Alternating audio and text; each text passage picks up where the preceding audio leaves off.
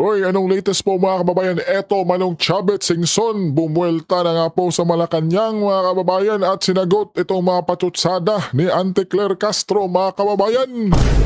Haha! Ito, matutunghayan natin kung paano, no? Paano pinahiya itong si Auntie Claire ni Manong Chabet mga kababayan. Auntie Claire, makinig ka ha, kay Manong Chabet ha. Isa pa naman itong sa Manong Chabet mga kababayan, no, sa one of the legend pagdating sa larangan ng politika mga kababayan. Ito, pakinggan natin si Manong Chabet. Mga issue niya. Tatawa ako dito. PCSO. Antay ng antay daw hanggang sa naging anti-Marcos na siya. PCSO. Ikaw nagsabi yan, ha, girl? Miss Claire Castro. Ikaw nagsabi, ano ba meron dyan? Bakit yun ang gusto mo? Bakit yan? Direktor. Bakit pinagpipilit mo direktor? Hindi ko po pinagpipilit. In-offer yan dahil ang sinabi sa akin ni First Lady noon, ikaw nagsabi si First Lady noon, there must be something for Manong Chabet, ang laki na tulong. PCSO. Ibig sabihin si Liza Marcos talaga nasusunod. Kasi there must be something for Manong Chabet. Si Chabet maraming naitulong. Di ba kaya lahat ng mga appointments na ito, talagang si Liza Marcos ang may control. Ito pinatutunayan ni Manong Chabet Oo, Pagcor. Kinongratulate pa ko yung mga kaibigan niyang babae sa mga barkada niya sa Bacolod. Manong, congratulations, binigay na pala sa yung Pagcor. Mabuti naman para ibigay ko sa mga mayors ako para ang dami tumulong kasi. Hindi rin binigay. Siba, okay lang, nagtabo ba ko?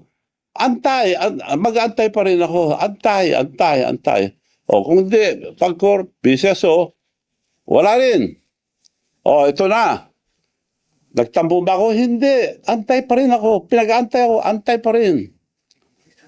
Pumunta sa bahay ko si Milyonaryo Robles.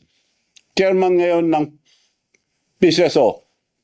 Milyonaryo na raw. Kaya tawag ko dyan, Milyonaryo Robles. Pumunta sa bahay. Manong, gusto kitang tulungan. Ganito. Ibibigay ko sa iyo ang, magantay ka lang, antay. Bibigay ko sa iyo ang Laguna at Batangas. Salamat naman para maibigay ko sa mga mayors na tumulong. Nung ibibigay na, tapos na antayin mo lang na matapos ang kontrata, nung tapos na, kinausap ako. Kailangan kausapin mo sa taas. Bakit? May instruction sa taas na bibigay sa iba. So, sino? Yun daw, doktor niya at saka meron pa. Hindi ko nasasabihin yung iba. Sosyo-sosyo sila. Nagantay ako, nagtampo ba ako? Antay pa rin ako. Antay lahat ang sinabi. 3 taon na ako pinag-antay. Antay Marcos na ako. Gabi, nakakatakot pag antayin din si Manong Chabet. Magiging antay ka talaga. Pero in fairness, to explain yung sinasabi niyo na hindi naman niya kagustuhan. Parang tayo, di ba, pag in-offeran tayo ng pagkain, sasabihin niya, sige, di ba? Kasi nahihiya ka ng pahindian or nahihiya kang pahiyain yung taong nag-o-offer. Sila naman nag-offer. So, anong ginagawa niya? Sige, ganun lang. But, hindi ibig sabihin na siya yung, gusto ko yung Pagcor, gusto ko yung PCSO. Yun yung point ni Manong Chabet. Pinag-antay nyo, pinaasa ninyo. Yung tao umaasa. Pero not necessary na siya talaga ang nag-initiate na, ito, gusto ko ito. Ang sabi niya, in-offer nyo sa kanya.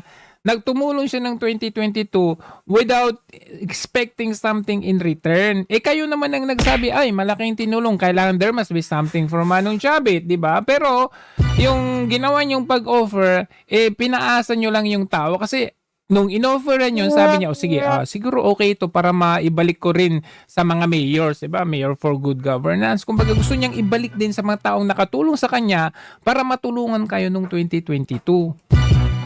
So, yun ang sagot ko sa In short po, Boss Joe, ay si Manong Chabet ay nabudol po mga kababayan.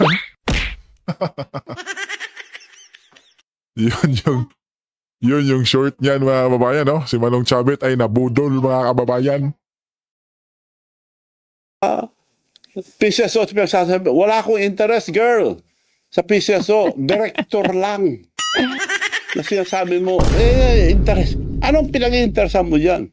Director lang. Sila nag-offer niya, director lang. Dahil yun ang bakante nun. Isa-isa. Director lang oy, excuse me director lang. Hindi pa sekretary yan, director lang. Meron naman na po eh. Sabi sa kayaman-yaman ni Manong Chabet, tapos yung director na pinag-offer, yun yung nirarason nyo kung bakit naging antay siya. Mismo. Baka naman malaking hindi, director na lang daw. Director, okay. Madali yan. Libo yan, dami yan. Sabi naman ni Secretary Lagdame, ako bahala. Director lang ng piso, ako bahala. Antay ka lang. Antay. Isa-isa, may napuwid na director. Tawag na naman ako. May napuwid na, wala naman. Akong bahala, Manong. Antay ka lang. May napuwid na naman. Magkita kami, akong bahala. Maantay ka lang. Hanggang napuno. To cut the story short, napuno. Ayun.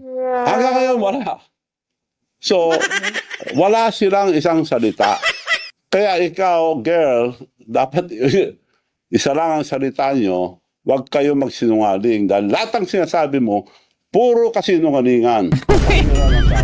Attack dog, ika nga. Kaya para kang, kung umasta ka, para kang attack dog. Alam mo na attack dog. Ulol na aso, pag nakaamoy ng pera, kumakagat. Parang gano'n na, tsura mo sa, hindi ka na spokesperson ng Malacanang. So, umayos kayo dyan. Spokesperson supposed to be a professional. Hindi attack dog. Tama. Actually, tingnan niya. Hindi na ako magtataka. Magtataka pa ba tayo? Look at, itong sila Mel Robles, Altenco, di ba? PCSO si Mel Robles, pagko naman si Altenco. Meron bang na-donate yung mga yan? Wala. As far as the record show, walang na-donate yan noong 2022. Etong taong itong may na-donate. Yan, kawalang kwenta, katraidor, itong si Marcos Jr. Hindi na ako magtataka kasi kahit yung, let's say for example, pangalan nito si General Torre. Di ba ang dami niyang mga sinunod na parang asong ulol na kung ano-ano. Pastor Kibuloy, PRRD. Ginawa niya at lahat. Ang ending, anong ipinalis sa kanya? So magtataka pa ba tayo sa gobyernong ito? Tama ka dyan, Boss Joe, no? Magtataka pa ba tayo mga kababayan? Harap-harapan na nga tayong binudol. At di ba, itong si Manong Chabet mga kababayan, tila di rin sinasanto mga kababayan, no? Binudol din ang harap-harapan. Di ba? Manong Chabet na to mga kababayan, ha? Bilyonaryo to mga kababayan, pero nakuha pa rin nilang budulin mga kababayan. Ultimo si BP Inday mga kababayan. How much na lang mga kababayan yung mga pareha nating ordinaryong Pilipino? Di ba? Nabudol din mga kababayan. So ikaw kabayan, magpapabudol ka pa ba sa susunod na eleksyon mga kababayan? Talagang di na mga kababayan, no? Kaya sa darating na eleksyon talaga mga kababayan, dapat si PP Inday ay talagang maglilingkod mga kababayan na magiging pangulo na natin mga kababayan. At itong si Manong Chabet ay mapagbigyan na mga kababayan, no? Di ba? Dahil matanda na to si Manong Chabet mga kababayan. At alam naman natin yung mga matatanda ay pag pinangakuan mo at hindi mo tinupad, ay naku po. Diba po mga kababayan? So itong si Manong Chabet, dinamdam niya yung ginawa ng Malacanang, especially kay First Lady mga kababayan. Yun pala yung nagpangako sa kanya mga kababayan. At si Manong Chabet naman ay tiwalang-tiwala siyempre. At ikinampan niya nung eleksyon mga kababayan. At anya, naglabas pa siya ng pera niya mga kababayan, personal. Oh, asan kayo yung kabayan? Tapos, sinabihan lang si Manong Chabet na antay-antay. Antay-antay hanggang sa naging antay-Marcos na mga kababayan. Oh, di ba? Oh, ganun lang yun kabayan.